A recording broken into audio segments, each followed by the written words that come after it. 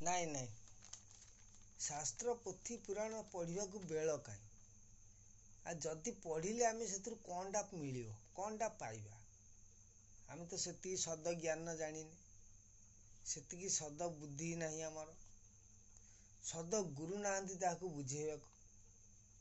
ତେଣୁ ଆମେ କେମିତି ସେ ଶିକ୍ଷା ପାଇବା ବା ସେ ପାଠ ପଢ଼ିବା? ତେଣୁ ଭାଗବତର ଗୋଟେ କଥା ନାହିଁ, କହିଲେ ଜୀବରେ ଯାର ଦୟା ନାହିଁ, ଉଦ୍ଧବ ଚଣ୍ଡାଳଟି ସେଇ। ଏଟା ସବୁ ପଢ଼ିଦେଲ, କିନ୍ତୁ ଆହୁରି ଗୋଟେ କଥା ରହିଲା, ହେଲେ ଜ୍ଞାନ ଗାରିମା ଯାର ନାହିଁ, ଉଦ୍ଧବ ଚଣ୍ଡାଳଟି ବି ସେଇ। ଜ୍ଞାନ କ'ଣଟା? ସେଇ ସଦ ଜ୍ଞାନ। ଆମେ ପୁରାଣ ପୋଥି ନଥି ଯାହା ସବୁ ପଢ଼ିଗଲେ, କିନ୍ତୁ ମତିରେ ଚିନ୍ତନ ଯଦି କରିବ ଚୈତନ୍ୟ ଭାବନାରେ, ତାହେଲେ ସେ ଜିନିଷଟି ଆମେ ପାଇବା। ଆମେ କୃଷ୍ଣ ନୀଳା, ରାମ ନୀଳା, କଳି କିଳା ସବୁ ଆମେ ପଢ଼ୁଛେ, ବୁଝୁଛେ, ଜାଣୁଛେ, କିନ୍ତୁ ଗୋଟେ କଥା ହେଲା, ଗୋଟେ ସାଧାରଣ ଲୋକର ଆଜି ଗୋଟେ ଅସାଧାରଣ କଥାଟା ଯଦି ଆଲୋଚନା କଲ, ପୋଥି ପୁରାଣ ସବୁ ଅବିବାଦ ଦଣ୍ଡ ନାଚ ଚାଲିଛି, ନାକ ଦିଡ଼ିକି ତାକ ଦିଡ଼ିକି, ସେଇ ବିଷୟରେ ଗୋଟେ କଥା ଯଦି କହିଲ, ତାହେଲେ କହୁଛି ତ୍ରେତୟା ଯୁଗର କଥା। ରାଜା ଦଶରଥ,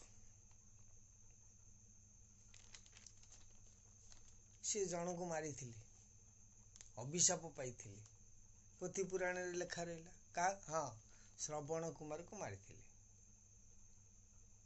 ଶ୍ରବଣ କୁମାର ତାଙ୍କ ଅନ୍ଧ ପିତା ମାତାଙ୍କୁ ନେଇକି ଯାଉଥିଲେ ତୀର୍ଥ ଭ୍ରମଣ କରିବାକୁ। ଦଶରଥ ରାଜା ଦଶରଥ ଯାଇଥିଲେ ଅରଣ୍ୟକୁ ଶିକାର ଉଦ୍ଦେଶ୍ୟରେ। ଶ୍ରବଣ କୁମାର ତାଙ୍କ ପିତାମାତାଙ୍କ ପାଇଁ ଜଳ ନେବାକୁ ଆସିଥିଲା। କଳସୀରେ ଜଳ ଭରୁ ଭରୁ ଯେଉଁ ଭଡ଼ ଭଡ଼ ଯେଉଁ ଏୟାରଟା ଯେତେବେଳେ ବାହାରୁଛି ମାଠିଆ ଦିହରୁ, ସେ କ'ଣ ହେଉଛି, ବୁଟୁ ବୁଟୁ ବୁଟୁ ବୁଟୁ ଶବ୍ଦ ଶୁଭୁଛି। ଯାହାଫଳରେ କି ଦଶରଥ ଭାବିଲେ, କହିଲେ ବୋଧେ ଗୋଟେ ମୃଗ କି କିଏ ଗୋଟେ ପାଣି ପିଉଛି, ତେଣୁ ସିଏ କ'ଣ କଲେ, ସେ ଶବ୍ଦକୁ ଧ୍ୟାନସ୍ଥ କରିକି ମାରିଦେଲେ ଶବ୍ଦଭେଦୀ ବାଣ। ରହ ରେକର୍ଡିଂ ହେଉଛି, କ'ଣ ହଲ ହଲ ହଲ କରୁଛୁ? ହଁ, ଯଦି ଶବ୍ଦଭେଦୀ ବାଣଟି ମାରିଦେଲେ, ଶବ୍ଦଭେଦୀ ବାଣଟି କାଠି ବାଜିଲା ଶ୍ରବଣ କୁମାରଟି, ସେ ମରିଗଲା। ତାଙ୍କ ପିତାମାତାଙ୍କ ପାଖକୁ ନେଇକି ଗଲେ ଦଶରଥ, କହିଲେ ପୁଅ ପାଣି ଆଣିଛି, ତାଙ୍କ ତଣ୍ଟି ଶୁଖି ଯାଉଛି। ସେ ଅନ୍ଧ ମୁନି ଆଉ ତାଙ୍କ ସ୍ତ୍ରୀ କହିଲେ, ନାଇଁ, ତମ ପୁଅ ଏମିତି ପାଣି ଆଣିବାକୁ ଯାଇଥିଲା, ପାଣି ଭରିଲା ବେଳକୁ ଚପ ଚପ ଶୁଭିଲା, ମୁଁ ରାଜା ଦଶରଥ ଶବ୍ଦଭେଦୀ ବାଣ ମାରିଦେଲି, ସେ ମରିଯାଇଛି। ଆଉ ତେଣୁ ଋଷି ଆଉ ତାଙ୍କ ପତ୍ନୀ ଶ୍ରବଣ କୁମାର ତାଙ୍କ ପୁତ୍ର ମରିଯିବାରେ ଦଶରଥକୁ ସିଏ ଆଶୀର୍ବାଦ କଲେ ନା ଅଭିଶାପ ଦେଲେ? ହଁ, ତମେ ସବୁ ପୁରାଣ ଶାସ୍ତ୍ରରେ ପଢ଼ିଛ, ସାଧାରଣ ଲୋକର ଏଇଥିପାଇଁ ଅସାଧାରଣ କଥା ରହେ। ପୁରାଣ ପୋଥିରେ ଲେଖା ରହିଲା, ଶ୍ରବଣ କୁମାରକୁ ଦଶରଥ ରାଜା ଶବ୍ଦଭେଦୀ ବାଣ ମାରିକି ମାରିଥିଲେ। ତାଙ୍କ ପିତାମାତା ଅନ୍ଧମୁନି ଆଉ ତାଙ୍କ ପତ୍ନୀ ଅଭିଶାପ ଦେଇଦେଲେ। ନା ନା, ଆରେ ସେମାନେ ବା ମୁନି, ଜ୍ଞାନୀ, ତପୀ, ବ୍ରତୀ, ତାଙ୍କ ନେତ୍ରହୀନ, ସେ ତ୍ରିନେତ୍ରରେ ଦେଖନ୍ତି ଆଉ ତ୍ରିପୁର ଦେଖନ୍ତି। କିନ୍ତୁ ଆମେ ତ ଗୋଟିଏ ପୁର ବୁଝିପାରିନେ, ଆମେ ପୁରାଣ କ'ଣ କରିବା? ପୁରାଣ, ପୁର ଆଣ, ପୁରାଣ ହେଲା ପୁର ଆଣ। ପୁର ପିଠା ଭିତରେ ଯେଉଁ ଥିବ ମାଖନଟା, ଉପର ଦେଖିବାଟା ଅଲଗା, ଭିତରଟା ହେଉଛି ଅଲଗାରେ ଧନ, ସେଇଟା ହେଲା ପୁରାଣ। ପୁର ଆଣ, ଆଣ ଅଲଗା, ପୁର ଅଲଗା। ଆଣ ରହେ ପଦାରେ, ପୁର ରହେ ଭିତରେ। ଇଏ ହେଉଛି ପୁରାଣର କଥା। ଅନ୍ଧମୁନି ତାଙ୍କ ପତ୍ନୀ ସମସ୍ତେ ଜ୍ଞାନବନ୍ତ ମାନେ ଭାଇମାନେ ସମସ୍ତେ ଜାଣିଛ ତମ ସହ ମୁଁ ବି ଏକମତ।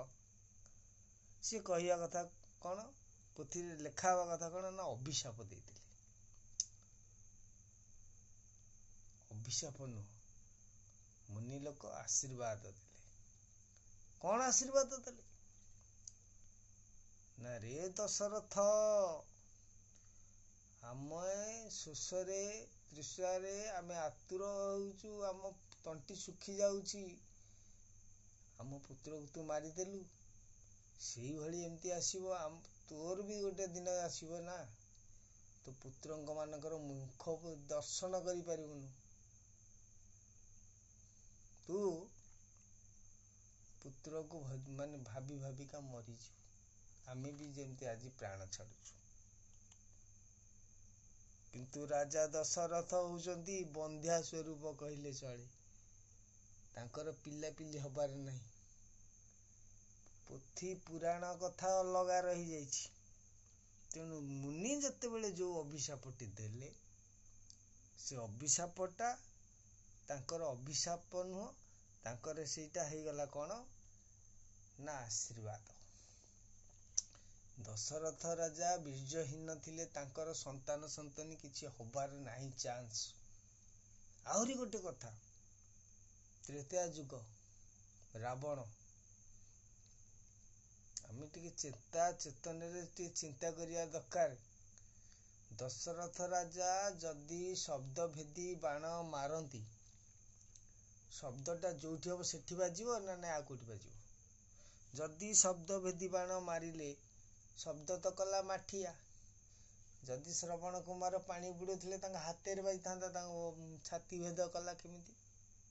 ସେ ମଲେ କେମିତି? ନା, ଏଠି କାଳ କୂଟ ନୀତି କରିଥିଲା ସେଇ ଯିଏ 33 ଗୋଟି ବା 33 କୋଟି ଦେବତାଙ୍କୁ ବନ୍ଦନ କରି ରଖିଥିଲା ଜ୍ଞାନ ତପ ବ୍ରତ ବଳରେ। ଦଶରଥ ରାଜା ରାବଣ, ସିଏ କହିଲା କଣ ନା, ମୁଁ ଯଦି ଏଇ ମୁନିପୁତ୍ରଟାକୁ ମାରି ଦଅନ୍ତି, ମୁନିପୁତ୍ର ମରିଯିବ। ରାଜା ଦଶରଥ ହଉଛନ୍ତି ସୂର୍ଯ୍ୟବଂଶ ରାଜା, ସତ୍ୟପରାୟଣ ରାଜା।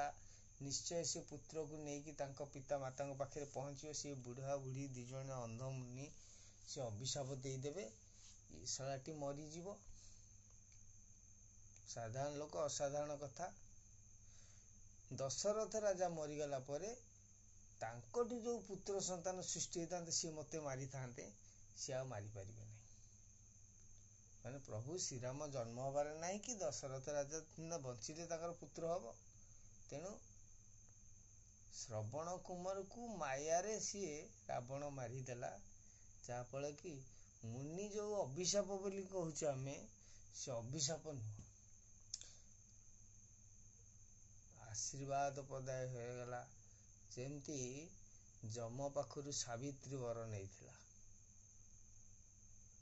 ସତ୍ୟବାନଙ୍କୁ ତ ନେଇଗଲା, କହିଲା ତୁ ତ ସ୍ୱାମୀ କି ଛାଡି ତୁ ଆଉ ଯାହା ମାଗୁଛୁ ମାଗେ ନା, ମୋ କୋଳରେ ଗୋଟେ ସନ୍ତାନ ଦିଏ ନା। ହଉ ତଥାସ୍ତୁ। କିନ୍ତୁ ଯବନ ବ୍ରେନଟା ଆଉ କାମ କରିନି, କହିଲା ତଥାସ୍ତୁ ନା। ଯମରାଜ ପୁଣି କହିଲା କାହିଁ ପଛରେ ଆଇଲୁ ନା, ତମେ ତ ସ୍ୱାମୀ କି ନେଇଗଲ, ତାର ତ ରଜ ବିଜୟ ତ ତହା ପାଖରେ ରହିଲା, ମୋ ପାଖେ ତ ରହିଲା ରଜ, ଛୁଆ ହବ କେମିତି? ଯମ ମୁଣ୍ଡ ଟିଣ। ଇଏ ହଉଛି ସେଇଭଳି। ରାବଣ କହିଲା କଣ ନା, ମୂଳୁ ମାରିଲେ ଯିବ ସରି, ପ୍ରଭୁଙ୍କ ସଙ୍ଗେ କିମ୍ପା କଳି। ପ୍ରଭୁ ଶ୍ରୀରାମଙ୍କ ସଙ୍ଗେ ମୁଁ କାହିଁ କଳି କରିବାକୁ ଯିବି, ଝଗଡା କରିବାକୁ। ଦଶରଥକୁ କେମିତି ମୁନି ଅଭିଶାପ ଦେଇଦେବେ, ସିଏ ଯେମିତି ଭସ୍ମ ହେଇଯାଉ, ମରିଯାଉ, ଯାହା ହଉ, କିନ୍ତୁ ତାହାର କେମିତି ପିଲାପିଲି ନ ହଉ। କିନ୍ତୁ ମୁନି ଏଠି ଅଭିଶାପ ଦେଲେ, ରେ ରାଜା ଦଶରଥ, ସୂର୍ଯ୍ୟବଂଶୀ ରାଜା, ସତ୍ୟବ୍ରତ ରାଜା, ଧର୍ମପରାୟଣ ତୁ ରାଜା, ଆଜି ଅଧର୍ମ କରିଦେଲୁ। ଆମେ ଯେମିତି ପାଣି ଟିକକ ପାଇଁ ତୃଷାରେ ଛଟପଟ ହେଉଛୁ ନା, ସେଇଭଳି ତୋର ଏଇ ପୁତ୍ର ମୋହରେ ତୁ ଛଟପଟ ହେଇକି ତୋର ବି ଆମରି ଭଳିଆ ପ୍ରାଣବାୟୁ ଉଡ଼ିଯିବ। ରାବଣ କହିଲା ହାଁ, ଇଏ ଆଶୀର୍ବାଦ ମୁନି ହେଇକା ଦେଲେ ନା ଅଭିଶାପ ଦେଲେ? ଆରେ ଇଏ ତ ଯୋଉ ଅଭିଶାପଟା ଦେଲେ ସେଇଟା ତ ମୋ ପାଇଁକା ହେଇଗଲା କିଳା। ତେଣୁ ଏଇ ହେଉଛି ପୁର ଆଉ ଆଣ। ଆମେମାନେ ଭାଇମାନେ ବିଭିନ୍ନ କହିଲା ନାନା ମୁନିଙ୍କର ନାନା ମତ, ପ୍ରକୃତ ରହସ୍ୟଟାକୁ ଆମେ କେହି ଭେଦ କରୁନି। ଏଇ ହେଉଛି କଥା। ହେଲା ତ? ମୋବାଇଲ ଖସେଇ ଦଉଛ। ହଉ ନମସ୍କାର ଭାଇମାନେ। ସାଧାରଣ ଲୋକର ଅସାଧାରଣ କଥା ଏ ପଥରେ ଆପଣ ଦେଖିବେ, ଜାଣିବେ। ଲାଇକ୍ ସେୟାର କମେଣ୍ଟ ଯାହା ହେଲା କରିବେ। ସାଧାରଣ ଲୋକ ଶୋଇବା, ଏତେ ରାତି ହେଲାଣି, କାଲି ଆଲୋଚନା କରିବା।